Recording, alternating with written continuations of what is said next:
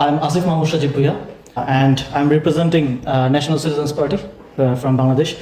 I'm the spokesperson of the party. Before joining the party, I served as a minister of the transitional government led by Dr. Mohammad Yunus, and I was in charge of local government division at the time.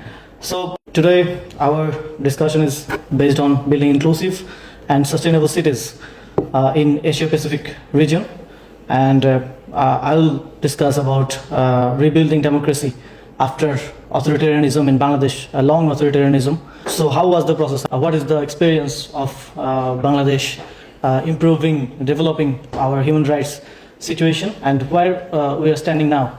It's important to know and discuss. So before speaking about my country, I would like to pay my deepest respect to the spirit of the May 18 Gwangju uprising, a movement that laid the foundation of democracy in South Korea.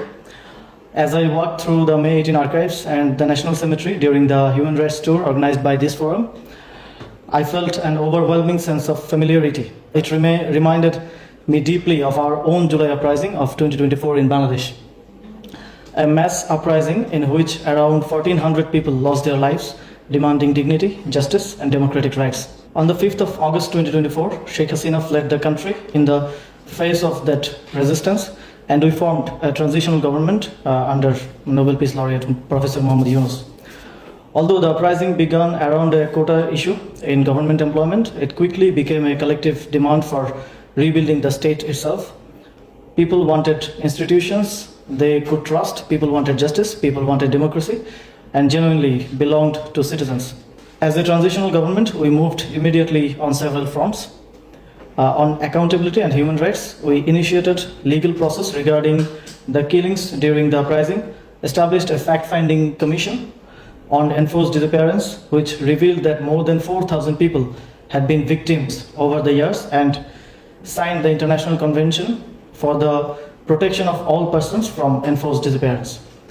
We also allowed the Office of UN High Commissioner for Human Rights to establish a mission in Bangladesh after years of restriction.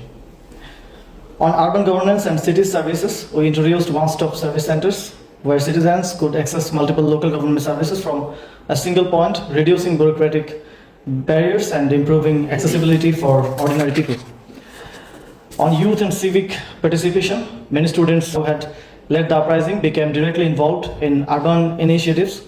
For example, students were engaged in traffic management efforts in Dhaka, contributing to public discipline and awareness while also gaining part-time employment opportunities. We also emphasized gather youth participation in urban governance and policy discussions. On inclusion and dignity for marginalized communities, housing initiatives were introduced for waste collectors and sanitation workers, whose contribution to city life is often invisible. Efforts are also made to strengthen urban healthcare centers and improve access to basic health services for people in densely populated communities. On environmental sustainability, the government imposed restrictions on polythene bags and banned single-use plastics in government offices as part of broader efforts towards more sustainable urban practices. At the institutional level, we formed a local government reform commission which prepared detailed recommendations aimed at strengthening accountability, decentralization, and citizen participation in local governance. We understand that revolutions do not deliver all their promises overnight. Building a democracy is a continuous journey, but something irreversible has already happened in Bangladesh. An entire generation has become politically awakened, and we formed a political party led by the young people and a policy-driven political party in Bangladesh. In that journey, we seek solidarity from democracy-loving people and institutions around the world, from UNESCO to civil society networks to cities like Gwangju that carry the living memory of democratic resistance.